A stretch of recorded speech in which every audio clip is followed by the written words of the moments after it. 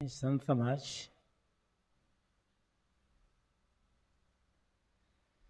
धर्मानुरागी सज्जनों,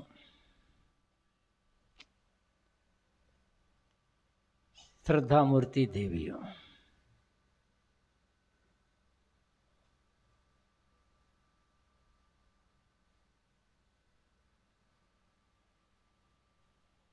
जाना है जरूर। इस बात को सुनकर डरने और घबराने की आवश्यकता नहीं है।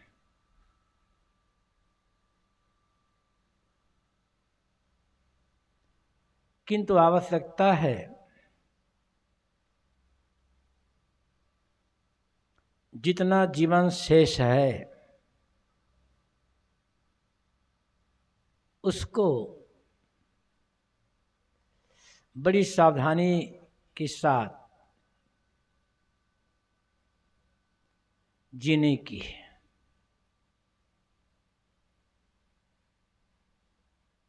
जितना जीवन जी चुके हैं, क्या उस जीवन से आप संतुष्ट हैं?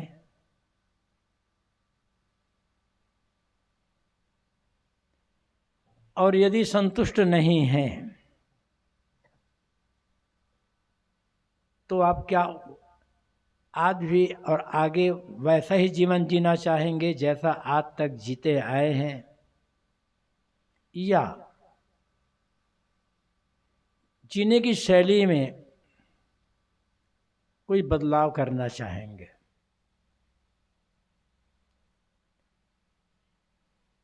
कोई हमें आपसे पूछे जितना जीवन आपने व्यतीत किया है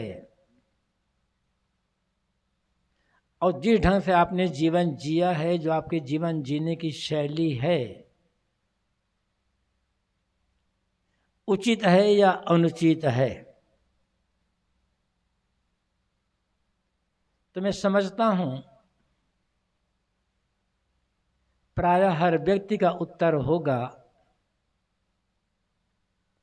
हाँ, जितना जीवन मैंने जिया है सही ढंग से जिया है। मेरे जीवन जीने की शैली, मेरे जीवन जीने का जो तरीका है वो बिल्कुल उचित है। और सचमुच में ऐसा है तो आपको बहुत बहुत धन्यवाद है। आप पूजनीय व्यक्ति हैं। किंतु आधार क्या है? आपकी जीवन शैली अच्छी है, जीवन आपने सही ढंग से जिया है। आधार क्या है? किस आधार पर कह रहे? कोई कसौटी होगी ना।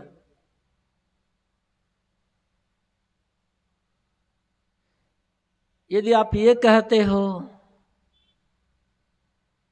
देखो मैंने इतना अधिक धन कमा लिया, मेरे पिता मेरे लिए थोड़ी संपत्ति छोड़कर गए थे, मैंने उस संपत्ति को कई गुना बढ़ा लिया। मेरे पिता मेरे लिए एक छोटा सा मकान छोड़कर गए थे, मैंने बहुत बड़ा मकान बना लिया। मेरे पिता एक साधारण किसान थे या सामान्य आदमी थे, मैं आज बहुत बड़ा पद पर स्थित हूँ, प्रतिष्ठित हूँ। मैं अपने बाल बच्चों को भी मैंने खूब पढ़ा लिखा कर अच्छे अच्छे व्यापार में लगा दिया हुआ है, वे भी खूब कमा रहे हैं। तो उत्तर गलत है। पैसा तो आदमी बेईमानी करके भी कमा लेता है।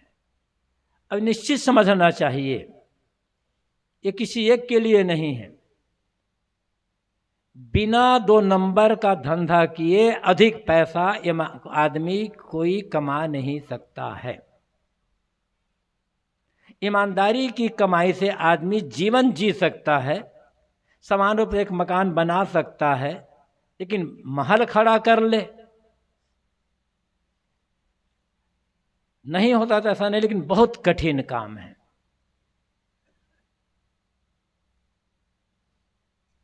कोई ना कोई गलत रास्ता अपनाना पड़ता है आदमी को।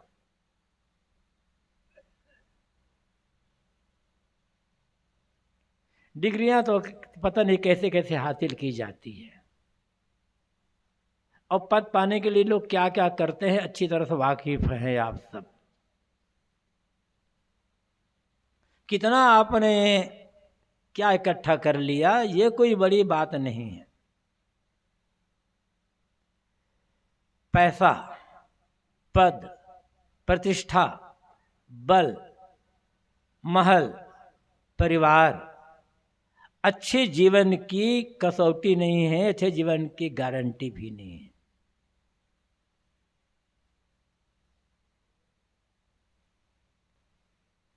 और इनसे जीवन सफल है ये कहना ही व्यर्थ है।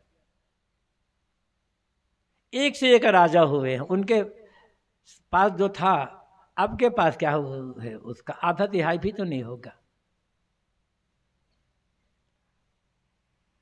और यदि ये सब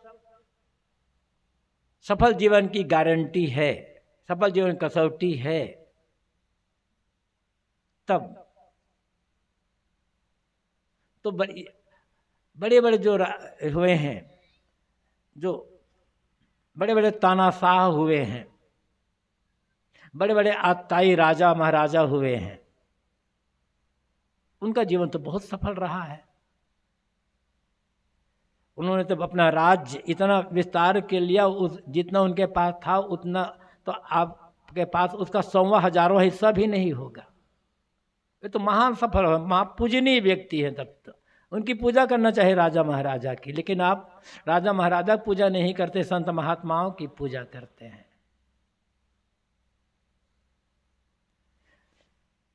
पद, पैसा, प्रतिष्ठा, परिवार ये जीवन जीने के लिए आवश्यक है। ये निर्वाह के साधन हैं, लोक सेवा के भी साधन हैं, सफल जीवन की गारंटी नहीं है। यदि सफल जीवन की गारंटी है ये सब, तो मन में दुख नहीं होना चाहिए, कोई खींच नहीं होना चाहिए।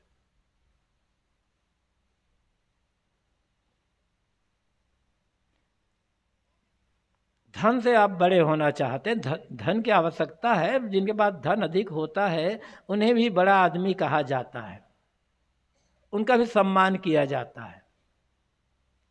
कि कोई बड़ा विद्वान है उनका भी आदर सम्मान होता है और होना चाहिए। कोई किसी पद में है तो उसका भी आदर सम्मान होना चाहिए। लेकिन ये सफल जीवन की गारंटी तो नहीं है, इसे जीवन की सफलता तो नहीं है। हकीकत क्या है वो तो छोड़ दो। हम और आप जैसा अब तक पढ़ते आए हैं, सुनते आए हैं, और एक मानसिकता जो बनी हुई है मन में, पढ़ते सुनते कहते हुए, उसके अनुसार रावण अपार धन के मालिक, सोने की सोने की नगरी लंका, वहां का राजा, धन की क्या कमी थी रावण के पास। चारों वेदों का प्रकांड पंडित, वेद विद्या व्रत स्नातः कहा गया है वाल्मीकि रामायण में, वेद विद्या में निपुण,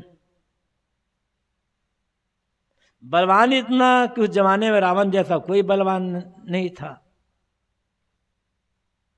हार क्यों हो गई? अनेक कारण है हार होने के, और सबसे बड़ा कारण घर का भेदिया लंका ढावे। विभीषण रावण से न फुटता और रावण और लंका का भेद राम को न बताते तो रावण पर विजय पाना राम के लिए बड़ा कठिन हो जाता। विभीषण को लोग कहते हैं भक्त शिरोमणि विभीषण। आप लोगों ने किसी ने अपने बेटे का नाम विभीषण रखा है या नहीं रखा है? भाई बहुत बड़ा भगत है ना। एक देशद्रोही जैसा काम किया उन्होंने, इसलिए भले उन्हें भगत कर, लेकिन कोई माँ बाप अपने बेटे का नाम विभीषण रखना पसंद नहीं करता। विभीषण इतना बड़ा भगत है भगवान का, तो कम से कम अब तो आपके बच्चे जो पैदा हो आपके घर में ना, बेटे का बेटा, बेटी का बेटा या भाई का बेटा, कोई भी उसका नाम विभीषण जरूर रखना, यदि विभीषण को भगत मानते हो तो। लेकिन भारत में तो विभीषण नाम के व्यक्ति मिलना, रावण नाम को छोड़ो तो विभीषण नाम के व्यक्ति भी मिलना मुश्किल है ना। क्यों? मैं कह रहा था कि रावण बड़ा बलवान, उनके जैसा बलवान उस समय शायद कोई रहा होगा। धनवान थे रावण, बलवान थे, विद्वान थे, प्रतिष्ठा चारों पूरी दुनिया में रावण की तूती बोलती थी, परिवार बहुत बड़ा। क्या आप रावण जैसा संपन्न होना चाहोगे, रावण जैसा कहलाना चाहोगे? अब कोई आपके पास बड़ा धन है, बड़ा बल है, बड़ा परिवार है, बड़ी प्रतिष्ठा है, बड़ी विद्वता है, आपके पास सब चीज है, और कोई व्यक्ति आपका मित्र अपरिचित लोगों के बीच में आपका परिचय कराते हुए लोगों से बताए कि हमारे इलाके का ये सबसे बड़ा धनी आदमी, बहुत धनवान है, इनके पास धन की कोई कमी नहीं है, ये बहुत बलवान भी है, बड़ा विद्वान भी है, बड़ा परिवार वाला भी, समझ लो बिल्कुल यार रावण जैसा व्यक्ति ये है, तो आप क्या समझोगे, सम्मान या अपमान? फिर कैसे मानते हो कि पद, पैसा, प्रतिष्ठा, परिवार सफल जीवन की गारंटी है? और आपकी जीवन शैली बड़ी अच्छी है। यदि आपकी जीवन शैली बड़ी अच्छी, सुबह बात काफी कुछ आ गई थी, फिर भी एक बार रिपीट करना चाहूंगा मैं। आपके जीवन जीने का जो तरीका है, जो शैली है, व्यवहार की जो शैली है, यदि आपके व्यवहार से आपके परिवार वाले बड़े खुश हैं, अंदर से उनके मन से अंदर से आपके लिए आदर है, तो समझना आपके व्यवहार तरीका बड़ा सुंदर है। और आपके मन में कोई दुख, कोई पीड़ा नहीं है, तो समझना आपकी जीवन शैली बहुत सुंदर है। और यदि ऐसा नहीं है तो कहीं ना कहीं गड़बड़ी है। कहाँ गड़बड़ी है ये समझने की आवश्यकता है। इसको आपको घर में आते देखते ही घर वाले थोड़ा भयभीत हो जाते हैं। आपके सामने कोई बहुत बात नहीं करना चाहता, आपसे बहुत मिलना चाहता, मजबूरी बस मिलते हैं, तो कहीं ना कहीं तो गड़बड़ी होगी। आप धार्मिक व्यक्ति भी हो, आप पुजारी हो, आप बहुत कुछ आप हो, लेकिन ऐसी जीवन शैली जिसके कारण से आपके परिवार वाले आपसे डरते हैं, आपसे नाराज रहते हैं, आपसे मिलना नहीं चाहते, तो कैसी भक्ति, कैसा धर्म है? वो मंदिर की भक्ति, मंदिर के धर्म आपके घर में क्यों दिखाई नहीं पड़ रहे हैं? क्या छोड़ करके जाओगे ये महत्वपूर्ण नहीं है, कैसा आदर्श रख करके जाओगे, क्या संदेश दे करके जाओगे, ये महत्वपूर्ण है। किसको आप मानते हो, किस गुरु के शिष्य हो, किस महापुरुष के अनुगामी हो, किस भगवान के पुजारी हो, ये आपका व्यक्तिगत विषय है। इससे हमारे और आपके जीवन का मूल्यांकन नहीं किया जाएगा। जीवन का मूल्यांकन किया जाएगा हमारे अपने कर्मों से, हमारे व्यवहार, हमारे आचरण से, और उसी पर लोगों का ध्यान बहुत कम जा रहा है। सारी चीजें बढ़ती चली जा रही पहले की अपेक्षा। पहले जो गरीबी थी, आज वो गरीबी कहाँ है? पहले कच्चे मकान हुआ करते थे, आज कच्चे मकान तो कोई कोई गांव में मिलते हैं। खपड़ेल के मकान भी बहुत कुछ गायब होते चले जा रहे हैं। अब शायद ही कोई नया व्यक्ति नया मकान बनवाता है तो खपड़ेल का बनाता होगा। आज गरीब से गरीब एक मजदूर ठेला चला करके सब्जी बेचने वाला, उसके जेब में भी 10-15 हज़ार का मोबाइल तो मिलेगा। और आज छत्तीसगढ़ में बहुत कम 10-15% घरों की बात छोड़ दो तो बहुत कम के बच्चे 50 साल पुरानी बासी को जानते भी नहीं होंगे कि बासी क्या चीज होती है। अब पहले बड़े बड़े घर में, अब तो हर व्यक्ति ताजा भोजन खा रहा है सुबह दोपहर शाम को। इतना होने पर भी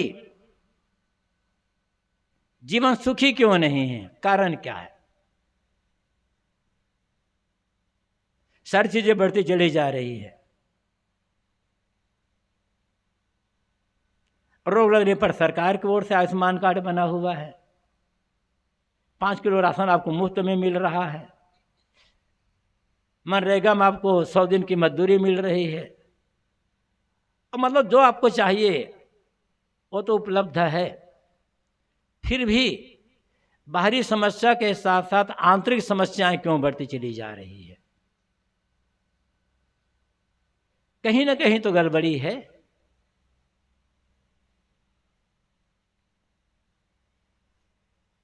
बच्चा पैदा होता है नादान रहता है,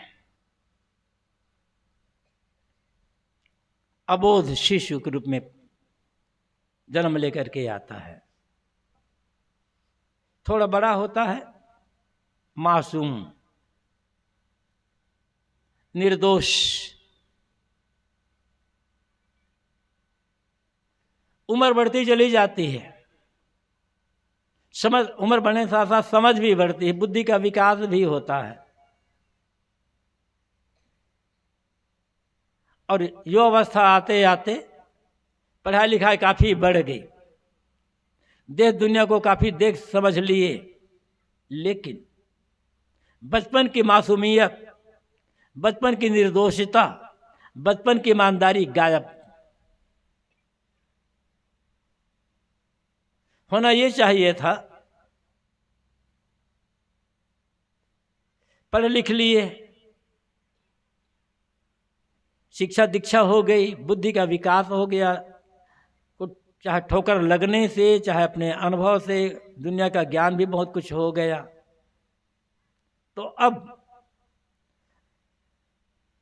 मन अधिक पहले के अपेक्षा अधिक निश्चल निष्कपट ईमानदार होना चाहिए, लेकिन पढ़ते लिखते गए, बड़े होते गए, छल कपट बेईमानी से मन भरता चला गया। विकास है या विनाश की ओर प्रगति है? किसको विकास मानते हो आप? ये भौतिक विकास ही मात्र विकास है, भौतिक विकास का खंडन नहीं है, लेकिन मात्र भौतिक विकास ही विकास नहीं है। आंतरिक विकास वास्तविक विकास है। यदि भौतिक विकास से ही जीवन की संपन्नता होती तो आज का आदमी कम से कम दुखी तो ना होता, उसका मन पीड़ित तो ना होता। भौतिक विकास आपको बाहरी सुख सुविधा की वस्तुएं दे सकता, उपलब्ध करा सकता है, आपके मन की पीड़ा को दूर नहीं कर सकता।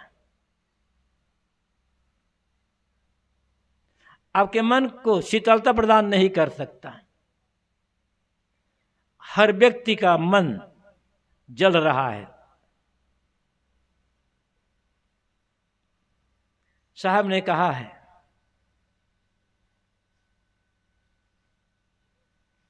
ई जग जरते देखिया अपने अपने याग,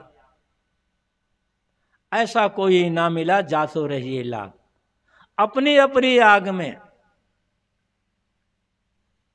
संसार के सारे लोग जल रहे हैं। क्या आग भी अपनी पराई होती है? साहब कहते अपनी अपनी आग। बाहर की जो आग होती है वो अपनी और पराई नहीं होती, वो तो आग आग होती है। लेकिन व्यक्ति जो जल रहा है वह अपनी अपनी आग है।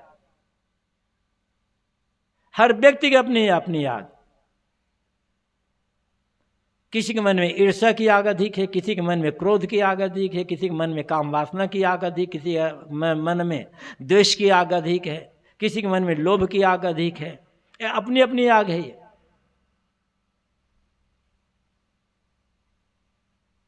अलग अलग एक ही परिस्थिति में एक व्यक्ति सुखी है, एक व्यक्ति दुखी है। क्यों? यदि परिस्थिति दुख का कारण होती तो उस परिस्थिति में सभी लोग दुखी होते हैं। ऐसा तो नहीं है। वस्तुओं का अभाव दुख का कारण होता तो वस्तुओं की कमी होने पर सभी लोगों दुखी होना चाहिए। लेकिन एक व्यक्ति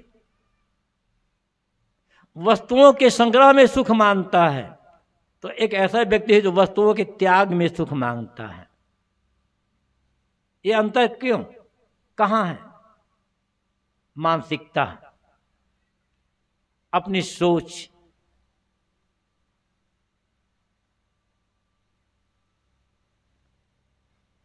मानसिकता सही करने की आवश्यकता है, नजरिया सही करने की आवश्यकता है। और नजरिया ठीक नहीं है तब क्या करेगा? अब याद रखना, नजर का ऑपरेशन तो होता है, मोतियाबिंद हो गया, कुछ हो गया तो होता है। नजर का ऑपरेशन तो होता है, नजरे का ऑपरेशन नहीं कर सकता कोई डॉक्टर। नजरिया खुद ही सुधारना होगा, मानसिकता खुद ही बदलनी होगी। इसलिए साहब कहते हैं अपनी अपनी आग में संसार सारे लोग जल रहे हैं। भौतिक विकास के साथ साथ जब धर्म का विकास होता तो जीवन में एक संपूर्णता आती। आप कह सकते हो साहब धर्म तो बहुत बढ़ रहा है। अभी देखो प्रयाग में कुंभ मेला लगा था, कहते हैं 60-65 करोड़ लोग वहां नहाने चले गए थे। धर्म तो बहुत बढ़ रहा है। किसी ने कहा है, समझ में नहीं आता कि लोग प्रयाग में संगम में डुबकी लगाने गए थे या डूबने के लिए गए थे। अब डुबकी लगाना डूबना भिन्न भिन्न अर्थ है भाई, दोनों के एक नहीं है। जितने लोग डुबकी तो लगा रहे हैं लेकिन डूबते चले जा रहे हैं। कहाँ धर्म का विकास हो रहा है?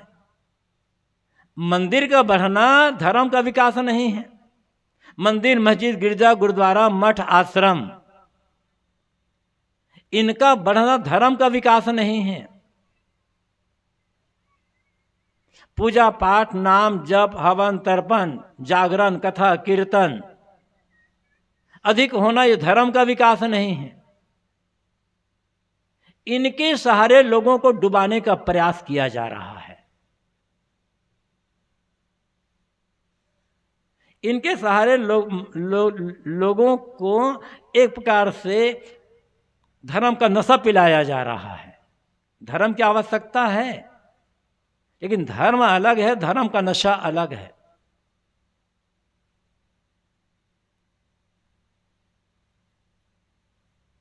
तो मंदिर, मस्जिद, गिरजा, गुरुद्वारा, मठ, आश्रम इनका बढ़ना अलग बात है। रोज रोज भारत में चाहे नाम कुछ भी ले लो, मंदिर ले लो, मस्जिद ले लो, गिरजा ले लो, गुरुद्वारा ले लो, मठ, आश्रम ले लो, रोज रोज सैकड़ों बनते होंगे, सैकड़ों। सर्वे करके देखना भारत भर में। यदि इनके बढ़ने से धर्म का विकास होता तो अब तक भारत की सारी समस्याएं खत्म हो गई होती। जितने धार्मिक स्थल बढ़ते चले जा रहे हैं उतनी मात्रा में समाज में अराजकता फैलती चली जा रही है। हिंसा बढ़ती चली जा रही है, कामचोरी बढ़ती चली जा रही है, और तमाम दोष दुर्गुण, उतना शराब बिकता चला जा रहा है। आज की स्थिति में इस छत्तीसगढ़ में, आपकी केवल इसी छत्तीसगढ़ की बात ले लो, आज की तारीख में छत्तीसगढ़ में जितने धार्मिक स्थल हैं, चाहे किसी मत पंथ के हों, इतने 40 साल पहले नहीं थे।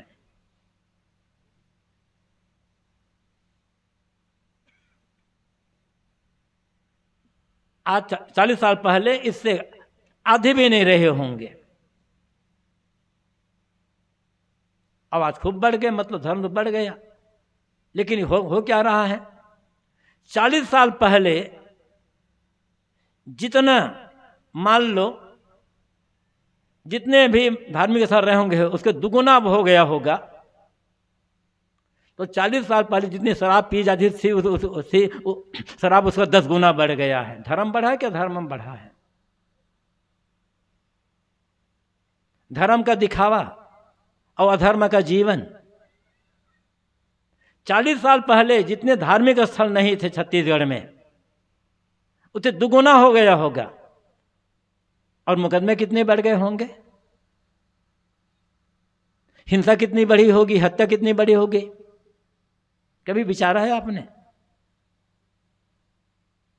तो धार्मिक स्थल बंदे चले जा रहे हैं, कर्म भागवत कथा हो रही है, रामायण हो रही, ये हो रही, वो हो रही। और दुर्भाग्य तो ये, मैं किसी रामायण मंडली में गया नहीं हूं, जहां रामायण का आयोजन होता वहां गया नहीं हूं, लेकिन सुनता हूं गांव में रामायण प्रतियोगिता होती है।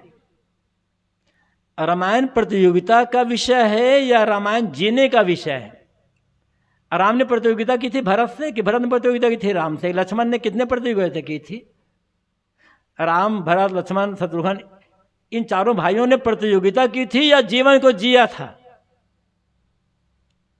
आज हम जीवन को जी नहीं रहे हैं, रामायण की प्रतियोगिता कर रहे हैं।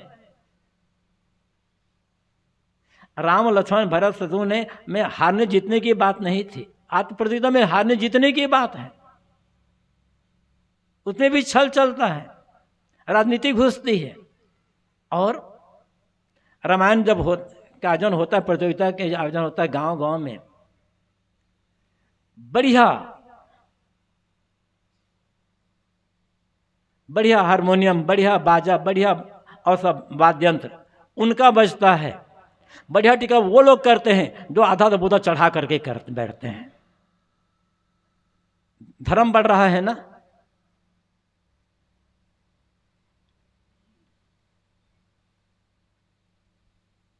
धर्म बढ़ रहा है या धर्म को डुबाने का काम किया जा रहा है?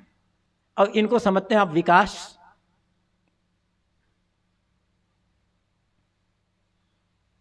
थोड़ा सा गंभीरता से सोचने की बात है। सरकार नाटक करती है, चाहे किसी पार्टी की सरकार हो। एक और शराब का ठेका भी देगी, एक और शराबबंदी के लिए काम भी करेगी। शराब में ये हो, शराब पीना साथ है, हितकर है, ये है, वो भी लिखवाएगी। एक और शराब का ठेका बढ़ाती चली जाएगी। सरकार के भरोसे बैठोगे ना तो डुबाएगी और आपको 5 किलो राशन दे करके आपको कामचोर बनाने का काम करेगी। और आप भी चाहते हैं कि हमें फ्री में मिल जाए।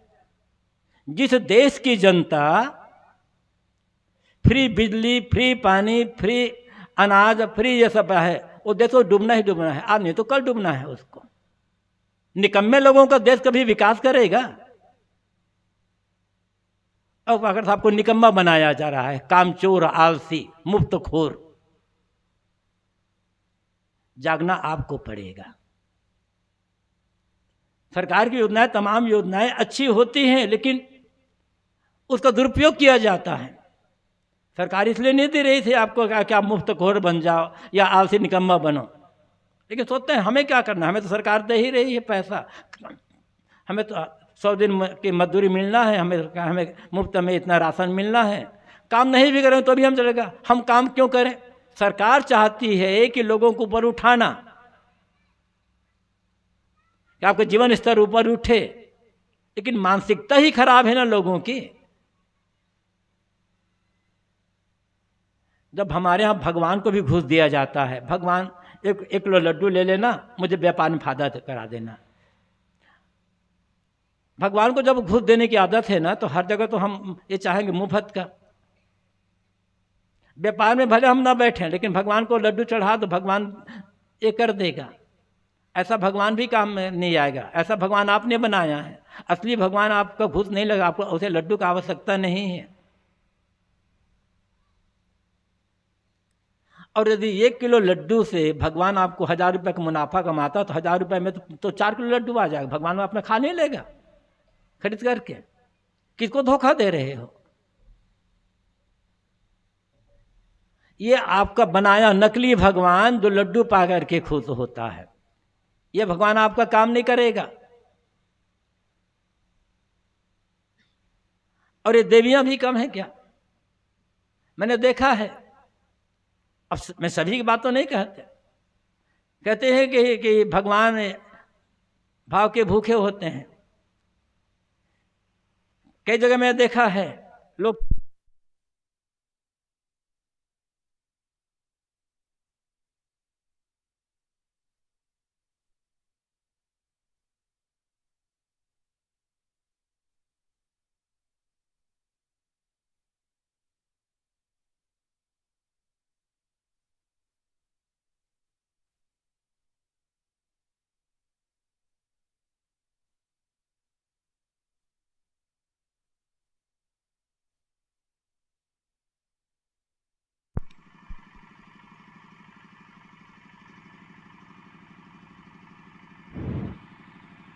मैं माताओं की बात कर रहा था। उनके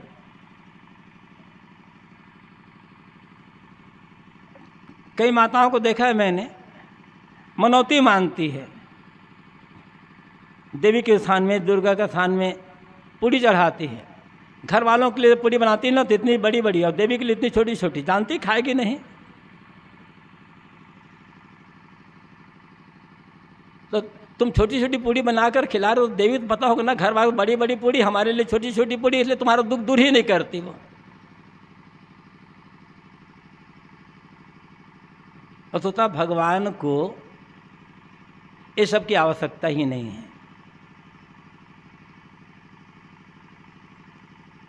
असली भक्ति क्या है, असली धर्म क्या है, ये हम भूल गए हैं।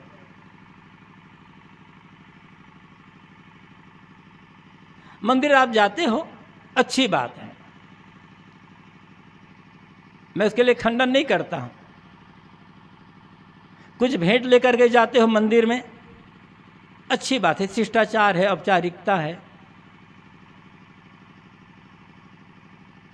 2 प्रश्न मेरा है आपसे।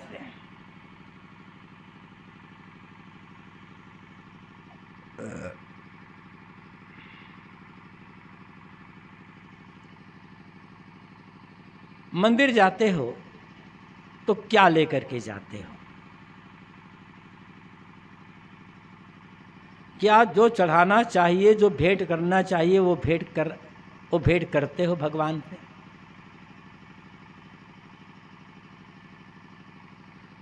और क्या सचमुच में जिसकी आवश्यकता आपको है वो आप मांगते हो? अनेक लोग शिकायत करते हैं, और आप लोगों में से कोई गुरु को मानते हो, कोई भगवान को मानते हो। लोग शिकायत करते हैं, साहब महाराज इतने दिन हो गए, इतने साल हो गए मंदिर भगवान की पूजा करते करते, मंदिर जाते, तीर्थ यात्रा करते करते, भक्ति सत्संग पूजा पाठ सब करते, लंबा समय बीत गया, 5 रात 15 20 25 साल बीत गए, नाम जपते, माला फेरते। कहते हैं महाराज साहब इतना सब कुछ करने के बाद भी मन में शांति नहीं है। क्यों? ईमानदारी से अपने आप से पूछिए, चाहे ये देवता लोग हो चाहे ये देवी लोग, सब लोग अपने अपने, यहाँ जितने देवी देवता बैठे सब लोग अपने अपने मन से ईमानदारी से पूछिए,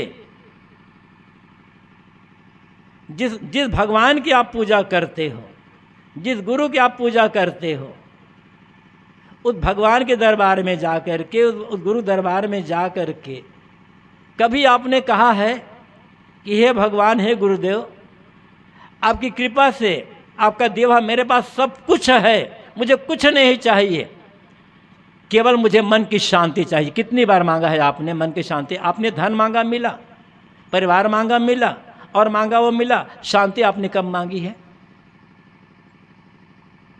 और शांति के लिए आपने प्रार्थना ही नहीं किया, शांति पाने के लिए आपने पूजा, आप पूजा करते हो हमारा धन बढ़ जाए, पूजा करते हो हमें पद मिल जाए, पूजा करते हो हमारा रोग दूर हो जाए, हर पूजा में व्यापार कर रहे हो आप। कब आपने कहा सच्चे दिल से भगवान मुझे कुछ नहीं चाहिए, मैं केवल आपसे प्रेम करता हूं और मुझे मेरे मन में शांति चाहिए? ऐसी बात कभी सोचते हो? जब इस बात सोचते ही नहीं हो, केवल आपको दिखावा करना है, होड़ मची हुई है, पड़ोसी से अधिक धनवान बन जाओ, पड़ोसी से बड़ी नौकरी मुझे मिल जाए, पड़ोसी से मैं हर मामले में आगे बढ़ जाऊं, होड़ में पड़े हुए हो भाई, शांति कहाँ से मिलेगी आपको? और शांति ही नहीं मन में तो सुख कहाँ से मिलेगा आपको?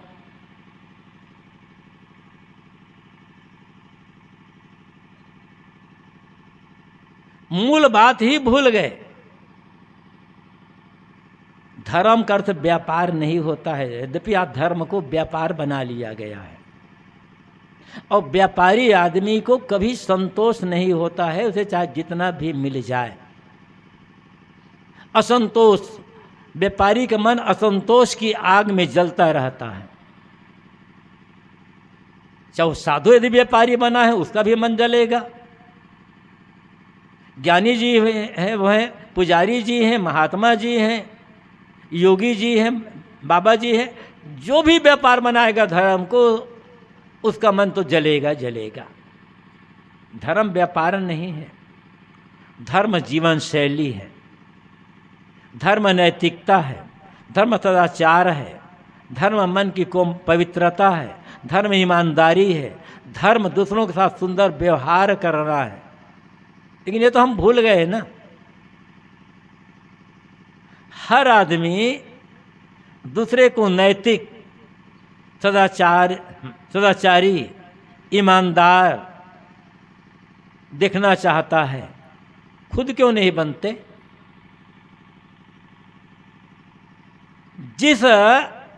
किसी ने बहुत बढ़िया कहा है, जिस अच्छे आदमी की तलाश में आप भटक रहे हो, एक अच्छा इंसान मिले, मुझे मिले,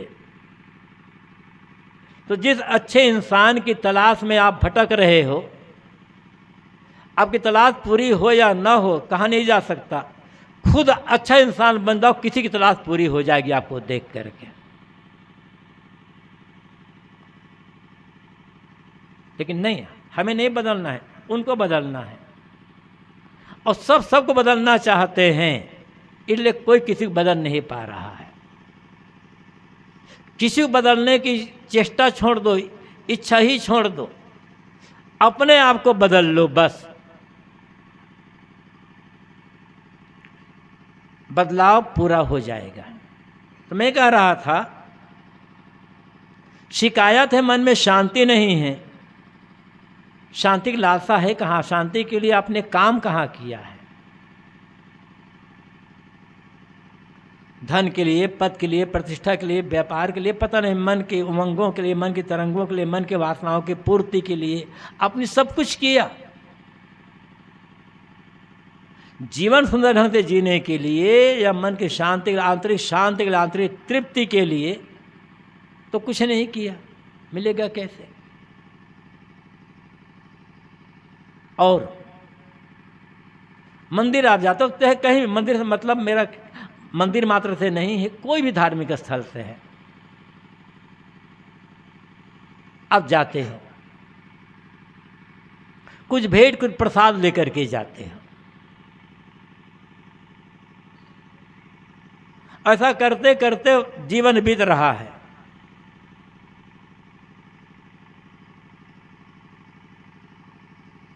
फिर भी जो चाहिए जीवन बदलाव वो नहीं हो रहा है। ऐसा करना है, अब जब मंदिर जाए या कहीं जाए, चाहे गुरु के पास जाए, चाहे मंदिर जाए, चाहे और कहीं जाए, आप फूल लेकर जाते हो, प्रसाद लेकर जाते हो, पैसा लेकर जाते हो, मत लेकर जाओ। मंदिर के भगवान को आपको फूल, आपके प्रसाद, आपकी मिठाई, आपके पैसा, आपके कपड़े का आवश्यकता नहीं है। मंदिर जाते हो, यदि मंदिर में विश्वास करते हो तो बिल्कुल खाली हाथ चले जाओ, खाली हाथ, और जाकर सच्चे मन से सोचो, प्रार्थना करो, हे भगवान मेरे पास जो कुछ भी है सब आपका ही तो दिया हुआ है, मेरा क्या है? और आपकी दी हुई चीज को मैं आपको ही चढ़ाऊं, ये शोभा नहीं देता। लोग कहते हैं ना हमारा क्या, हमारा सब ऊपर वाले का दिया हुआ है। तो जब सब ऊपर वाले का दिया हुआ है और ऊपर वाले दी हुई चीज़ को ऊपर वाले को ही लौटा रहा है, वो भी थोड़ी मात्रा में, तो खुश कैसे हो जाएगा? आप खुद की बनाई चीज चढ़ाओ अपने भगवान को, जिसे आपके भगवान ने नहीं बनाया है, जिसे आपने बनाया है, उसे चढ़ाओ। और अपनी बनाई चीज अपने भगवान चढ़ाकर देखो, निश्चित रूप से कहता हूं उसी क्षण शांति मिल जाएगी। आप कह सकते हो साहब हमारा बनाया क्या है, सब कुछ भगवान का बनाया? नहीं, सब कुछ भगवान ने बनाया नहीं है, कुछ आपने बनाया है। आपका अहंकार आपने बनाए हुए है, अपने बनाए अहंकार को चढ़ाकर देखो शांति आती है या नहीं आती है। कभी अपने अहंकार को चढ़ाया? आपके मन में जो वासना है इसे आपने बनाया है, उस वासना चढ़ाकर देखो भगवान को शांति आती है या नहीं आती है। ईर्ष्या है, द्वेष है, घृणा है, बैर है, विरोध है, ये आपका बनाया हो, आपके भगवान ने नहीं बनाया इसको। इनको चढ़ाकर देखो ना, जीवन में शांति आएगी या नहीं आएगी, जीवन का दुख दूर होगा या नहीं होगा। सब कुछ चढ़ाएंगे, अहंकार को बचा लेंगे, सब कुछ चढ़ा लेंगे, वासना को बचा लेंगे, सब कुछ चढ़ाएंगे, ईर्ष्या द्वेष क्रोध को बचा लेंगे। जिसे चढ़ाना चाहिए, जिसका त्याग करना चाहिए, वो हम बचा करके रखते हैं और मानते हैं हम भगवान के पुजारी हैं। कहाँ से पुजारी बनोगे? कहाँ से धर्म का विकास होगा? सोचो एक बार। तो खाली हाथ जाओ और कहो भगवान आज अपना क्रोध मैं आपको चढ़ा दे रहा हूं, आज मेरे मन में जो दूसरों के लिए ईर्ष्या है उसे आपको चढ़ा दे रहा हूं। रोज ऐसा अभ्यास करके देखो, जीवन में कितना परिवर्तन आता है। असली धर्म यहां आएगा, तब असली भक्ति, असली पूजा यहां सार्थक होगी। थोड़ी सी बात इन माताओं के लिए भी कह देता हूं। वैसे आज अंतर्राष्ट्रीय महिला दिवस है, बात इसी पर होनी चाहिए थी। ये हमारी माताएं बहुत व्रत करती, बहुत व्रत करती है, ये व्रत वो व्रत वो व्रत, पता नहीं क्या क्या व्रत, तमाम व्रत। सारा व्रत इनके लिए है, इनके लिए व्रत नहीं है, इनके लिए बहुत कोई व्रत, कोई कोई व्रत है। दीपावली के चौथे दिन करवा व्रत, करवा चौथ का व्रत। क्यों भाई? देवियाँ क्यों क्यों करती है? पति की उम्र लंबी हो इसलिए देवियाँ करवा चौथ का व्रत करती है। इन्हें यह करवा चौथ का व्रत इसलिए नहीं करती है कि इनकी पत्नी की उम्र छोटी हो जाए, है ना? आप लोग नहीं करते हो ना व्रत, करवा चौथ का व्रत। इनको पति की उम्र लंबी चाहिए और इनको पत्नी की उम्र छोटी चाहिए, इसलिए ये लोग व्रत नहीं करते। ये लोग करते हैं, व्रत करते हैं। इधर होता या नहीं होता? यूपी में तो हद है ये करवा चौथ। और मतलब करवा चौथ का मतलब होता है पति के जेब को थोड़ा सा खाली करना, ढीला करना। सब चीज़ नहीं चाहिए, हर चीज़, जितने श्रृंगार चीज़ें हैं, गहना, सब चीज़ नहीं चाहिए। पति जब तो खाली हो गई ना, पति की उम्र तो लंबी होगी या नहीं होगी, बेचारे के चिंता हमारी छोटी होगी, वो भी हो सकती है। तो तमाम व्रत, और कहा जाता है व्रत करने से पुण्य होगा। व्रत कर से क्या होता है? मान लेते हैं भोजन न करना, उपवास रहना, ये व्रत है। अब ये देवियाँ तीजा के दिन उपवास रहती हैं, रात में 10 घर घूम करके ठोक ठोक कर पेट भर खा लेती है, और दूसरे दिन उपवास रहती है, उसके बाद तीसरे दिन फिर घूम घूम कर पेट भर छोड़ से खा रही है। कहाँ तो व्रत हुआ भाई? इससे तो पेट और खराब हो जाएगा। व्रत का मतलब मान लेते हैं अनशन, उपवास करना, और मानते हैं कि व्रत करने से पुण्य होगा। यदि भूखे रहने से पुण्य होता तो भिखारियों को बहुत पुण्य मिलता। भिखारी बड़े पुण्यात्मा होते, उनको तो कई दिन भरपेट भोजन नहीं मिलता। तो बहुत मत कुछ ऐसे लोग भी आज भी हैं जिन्हें भरपेट भोजन नहीं मिल पाता, उनको तो पुण्य बहुत ज़्यादा होगा। भूखा रहना, अनशन रहना शरीर स्वास्थ्य के लिए अच्छा है। हमारे आज की पाचन शक्ति को थोड़ा सा आराम मिल जाता है, पाचन प्रक्रिया दुरुस्त रहती है। इसलिए 15 दिन में एक बार या सप्ताह में एक दिन अनशन कर लेना अच्छा है। और जिस दिन अनशन करना, उस दिन कुछ भी मत खाओ, केवल पानी पी लो, ज़्यादा हो तो नींबू का पानी पी लो बस। सुबह से शाम तक कम 12-14 घंटा कुछ भी ना खाओ, और फिर उसके बाद भोजन करना हो आधा पेट भोजन करो, अब तब फिर अगले जन्मदिन जा कर के भर पेट भोजन करो, तो शरीर को लाभ होगा। लेकिन भूखे रहने से पुण्य नहीं होगा। ये व्रत नहीं, भूखा रहना व्रत नहीं है। व्रत कुछ और है जिसके करने से पुण्य होता है, लेकिन वो व्रत न हम जानते हैं न हमें बताया जाता है। एक ऐसा व्रत है जिसके करने से जीवन में इतना पुण्य होगा, इतना पुण्य होगा कि आप कल्पना भी नहीं कर सकते। लेकिन ये व्रत हर स्त्री पुरुष को, चाहे वो साधु हो चाहे गृहस्थ हो, हर दिन करने का होता है। हर दिन कहोगे आप कि हर दिन व्रत करेंगे तो खेती किसानी नौकरी ये सब रोज रोज का काम धंधा कैसे होगा? जिसके लिए मैं कह रहा हूँ, जिस व्रत की बात मैं कह रहा हूँ, उसके लिए आपको भूखा नहीं रहना है। आप जितना खाते हो उतना खाओ, उसके लिए नहीं। और दूसरा व्रत है, अब चाहते हो जीवन में सचमुच में धर्म उतरे, सचमुच में हमारी जीवन शैली सुंदर बने, हम सुखी हों, हमारा परिवार सुखी हो, और कल्याण की ओर, भजन की ओर, भक्ति की ओर हम आगे बढ़ते चले जाएं, तो रोज व्रत करना शुरू कर दीजिए। आज के बाद तो शुरू ही कर दें। रोज उठे, चाहे स्त्री पुरुष कोई भी, जो जितने समझदार हैं, 10-12 साल की उम्र से लेकर के बूढ़े तक, रोज व्रत करना है। सुबह उठिए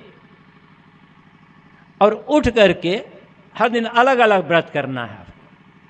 सुबह उठिए और उठ करके 2 मिनट सोचिए, आज मेरा क्रोध का व्रत है। एक दिन सोचिए, आज मेरा निंदा का व्रत है, आज मेरा झूठ का व्रत है, आज मेरा गाली का व्रत है, आज मेरे ईर्ष्या का व्रत है।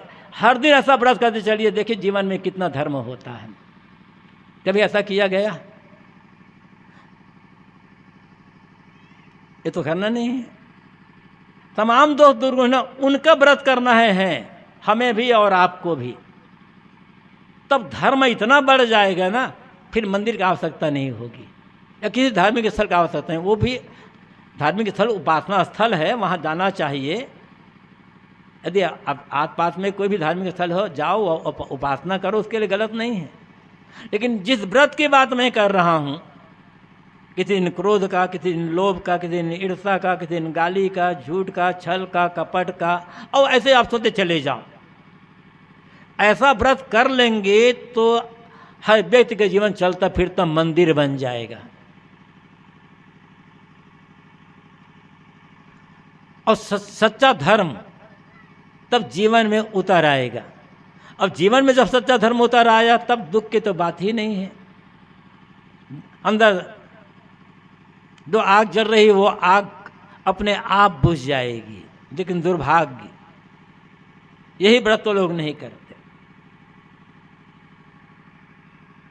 6-7 साल पहले की बात होगी,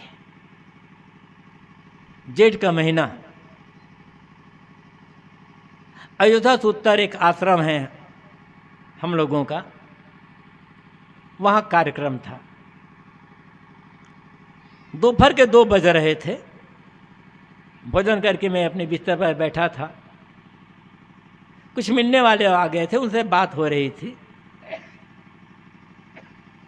मैंने उन बात करते हुए कहा, जाओ आप लोग ही भोजन कर लो, मुझे विश्राम करना है, क्योंकि फिर 4 बजे सत्संग में जाना है।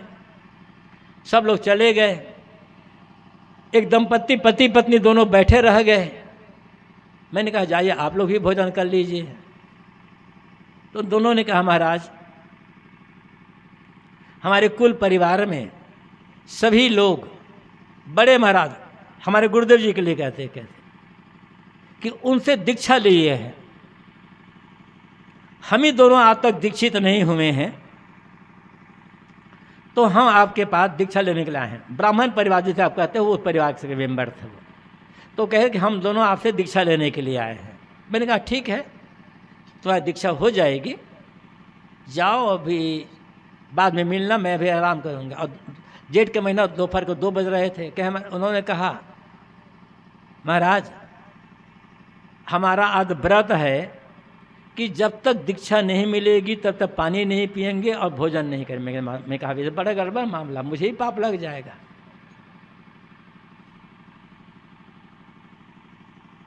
फिर मैं रुका। मैं कहा, अभी तक सुबह से शाम तक कुछ खाए पिए नहीं हो? नहीं साहब, कुछ खाए पिए नहीं है। फिर मैं देखा, जो पुरुष थे उनकी ओर देखा, दांत थोड़े काले काले थे। मैंने कहा, तुम्हारे दांत काले दिखाई पड़ते हैं, क्या तंबाकू खाते हैं? घास आप खाते हो? आज कितने बार खाते हो? साहब 5 बार खा चुका। हमने कहा, व्रत है आज की, जब तक भोजन नहीं दीक्षा नहीं मिलता तब व्रत नहीं, भोजन नहीं करेंगे। और 5 बार तंबाकू खा लिए, 5 बार भोजन कर लिए, तंबाकू छोड़ देते हैं ना तो व्रत हो जाता। व्रत है, भोजन नहीं करेंगे, चाय भले 5 बार पी लेंगे। व्रत है, रोटी सब्जी दाल भात नहीं खाएंगे, सिंघाड़े हलवा मिलेगा तो भर पेट खा लेंगे। व्रत है, भोजन नहीं करेंगे। और कहीं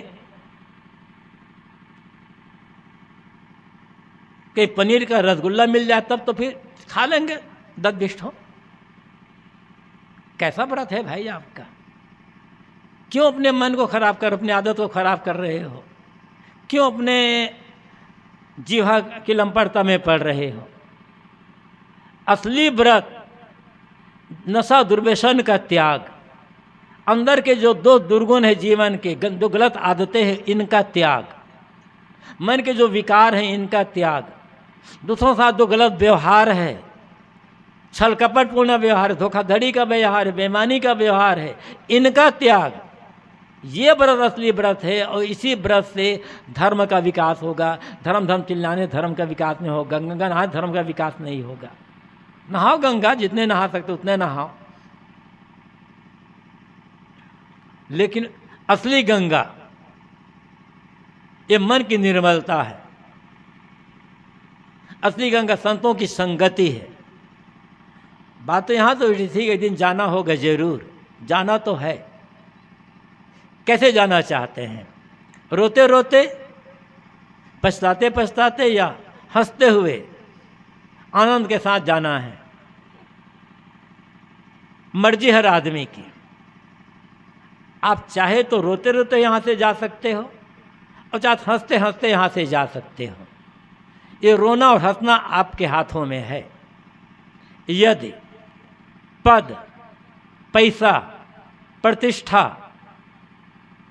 इनको महत्व दोगे, इनको जीवन का लक्ष्य मानोगे, तो सदैव पछताते और रोते हुए ही विदा होना होगा।